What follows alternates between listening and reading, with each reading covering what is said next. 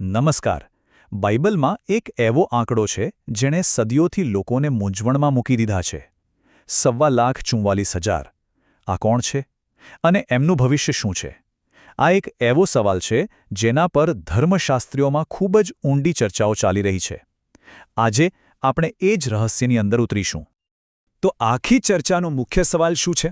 સવાલ એ છે કે શું આ 1,44,000 લોકો મૃત્યુ પામશે અને પછી ફરીથી જીવંત થશે, કે પછી તેઓ મૃત્યુનો અનુભવ કર્યા વિના સીધા જ આધ્યાત્મિક શરીરમાં રૂપાંતરિત થઈ જશે? આ એક એવો પ્રશ્ન છે જેણે વિદ્વાનોને ખરેખર બે ભાગમાં વહેંચી દીધા છે. ઓકે, તો આપણે આને કેવી રીતે સમજીશું? આપણે 3 મુખ્ય દૃષ્ટિકોણ પર ધ્યાન આપીશું. પહેલો, કે એ બધા રૂપાંતરિત થશે. બીજો, કે બધાનું પુનરુત્થાન થશે. અને ત્રીજો, જે આ બંનેનું એક રસપ્રદ મિશ્રણ છે. હવે આપણે આ અલગ અલગ દલીલોમાં ઊંડા ઉતરીએ એ પહેલાં એ જાણવું ખૂબ જરૂરી છે કે આ બધા જ દૃષ્ટિકોણ અમુક મૂળભૂત બાબતો પર તો સહમત છે. ચાલો જોઈએ કે એ કઈ સામાન્ય જમીન છે જેના પર આખી ચર્ચા ઊભી છે. તો જુઓ, આ 4 એવી વાતો છે જેના પર લગભગ બધા જ વિદ્વાનો સહેમત છે કે 1,44,000 એ એક જ જૂથ છે. તેઓ શ્વાપદના સમયમાં સેવા આપશે અને 2 સાક્ષીઓ એ એમનું જ પ્રતીક છે. અને એ પણ કે શ્વાપદના 2 અલગ અલગ ઉલ્લેખો વાસ્તવમાં એક જ સત્તા માટે છે. આ પાયાની સમજૂતી પરથી જ પછી અલગ અલગ અર્થઘટન શરૂ થાય છે. અને આ જે શ્લોક છે જે આખી ચર્ચાનું કેન્દ્રબિંદુ છે, પ્રકટીકરણ 11:7, અહીં સ્પષ્ટપણે લખ્યું છે કે શ્વાપદ તેમને મારી નાખશે. આ એક જ વાક્ય પરથી બધા સવાલો ઊભા થાય છે. શું આ શબ્દોને શાબ્દિક રીતે લેવા જોઈએ કે પછી એનો કોઈ સાંકેતિક અર્થ છે? તો ચાલો પહેલા મત પર આવીએ. આ મત દૈવીય સુરક્ષાના વિચાર પર કેન્દ્રિત છે. એવું માનવામાં આવે છે કે 1,44,000 લોકો એટલા સુરક્ષિત છે કે એમને કોઈ નુકસાન પહોંચાડી જ ન શકે. આ આખી દલીલનો પાયો છે દેવની મુદ્રા જે એમના કપાળ પર લાગેલી છે. આ મતને માનનારા લોકો કહે છે કે આ મુદ્રા એક સંપૂર્ણ દૈવીય કવચ જેવી છે. એ એમને કોઈ પણ પ્રકારના શારીરિક નુકસાન, મૃત્યુ સુદ્ધાથી બચાવે છે. જુઓ, આની પાછળનો તર્ક એકદમ સીધો છે. જો દેવે એમને મુદ્રા લગાવી છે તો એનો અર્થ શું થાય? એમને કોઈ નુકસાન ન કરી શકે. અને જો કોઈ નુકસાન ન કરી શકે તો એમને મારી પણ ન શકાય, ખરું ને? સારું, તો પછી શું થાય? પુનરુત્થાન માટે તો પહેલાં મરવું પડે. એટલે એક જ રસ્તો બચે છે, રૂપાંતર. પણ હવે આનાથી એકદમ વિરુદ્ધનો મત પણ છે. આ દૃષ્ટિકોણ કહે છે કે ભવિષ્યવાણીમાં જે લખ્યું છે તેને આપણે શબ્દશઃ લેવું જોઈએ. આ મતવાળા કહે છે કે ભાઈ, મુદ્રાનો અર્થ શારીરિક રક્ષણ નથી, એ તો આધ્યાત્મિક રક્ષણ છે. એમની દલીલ એ છે કે આપણે શાસ્ત્રના સ્પષ્ટ શબ્દોને નજરઅંદાજ ન કરી શકીએ, અને શાસ્ત્ર સ્પષ્ટપણે એમના મૃત્યુની વાત કરે છે. એમનો તર્ક એ છે કે બાઇબલમાં સ્પષ્ટ લખ્યું છે 1,260 દિવસની સેવા પછી શું થશે? શ્વાપદ હુમલો કરશે અને તેમને મારી નાખશે.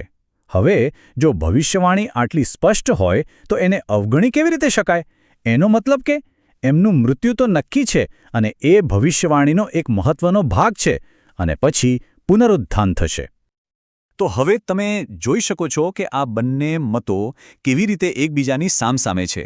એક કહે છે કે મુદ્રા એટલે સંપૂર્ણ રક્ષણ, એટલે તેઓ મરી ન શકે. બીજો મત કહે છે કે ભવિષ્યવાણી કહે છે કે તેઓ મરશે, એટલે એમને મરવું જ પડશે. આ દૈવીય સુરક્ષા અને શાબ્દિક ભવિષ્યવાણી વચ્ચેની સીધી ટક્કર છે. તો શું આ બંને વચ્ચે કોઈ રસ્તો નીકળી શકે? શું એવું બની શકે કે બંને વાતો થોડી સાચી હોય?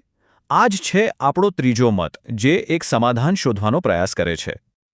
આ ત્રીજો મત એક બહુ જ રસપ્રદ વાત સામે લાવે છે. એ કહે છે કે 1,44,000 લોકો ફક્ત ભવિષ્યવક્તા જ નથી, પણ એમની એક બીજી ભૂમિકા પણ છે. એ છે આશ્રય સ્થાન બનવાની. એટલે કે તેઓ શ્વાપદના અત્યાચાર સમયે બીજા સંતોને સક્રિય રીતે રક્ષણ આપે છે.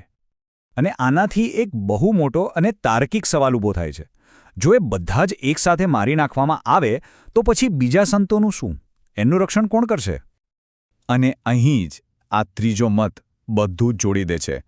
એ કહે છે કે કદાચ બધા નથી મરતા, કેટલાક શહીદ થાય છે અને એમના દ્વારા મૃત્યુની ભવિષ્યવાણી પૂરી થાય છે. અને બાકીના? એ લોકો પોતાનું કામ ચાલુ રાખે છે, બીજા સંતોને બચાવવાનું. અને પછી જ્યારે સમય આવે ત્યારે એ બચેલા લોકો સીધા રૂપાંતરિત થઈ જાય છે. એટલે અંતે તો બધાને આધ્યાત્મિક શરીર મળે જ છે, પણ રસ્તા અલગ અલગ છે. આપણા સોર્સ મટીરિયલના લેખક પણ આ ત્રીજા મત તરફ જ ઝુકાવ ધરાવે છે. એ સ્વીકારે છે કે બાઇબલમાં આનો કોઈ પાક્કો સીધો પુરાવો નથી, પણ આ જ મત બંને દલીલોને સૌથી સારી અને તાર્કિક રીતે સાંકળી લે છે. સારું, તો ચાલો અત્યાર સુધી આપણે જે પણ જોયું એને ટૂંકમાં સમજી લઈએ. આપણે 1,44,000ના ભવિષ્ય માટે 3 અલગ અલગ શક્યતાઓ જોઈ. તો આપણી પાસે આ 3 વિકલ્પો છે. પહેલો, સંપૂર્ણ રૂપાંતર, જે દૈવીય સુરક્ષા પર ભાર મૂકે છે. બીજો, સંપૂર્ણ પુનરુત્થાન, જે શાબ્દિક ભવિષ્યવાણી પર ભાર મૂકે છે. અને ત્રીજો, બંનેનું મિશ્રણ, જે આ બંને વિચારોને એકસાથે લાવવાનો એક તાર્કિક પ્રયાસ છે. તો અંતે સવાલ એ જ છે, આ 3માંથી સાચો રસ્તો કયો છે? બાઇબલની ભવિષ્યવાણી ખરેખર કઈ દિશામાં સંકેત આપી રહી છે?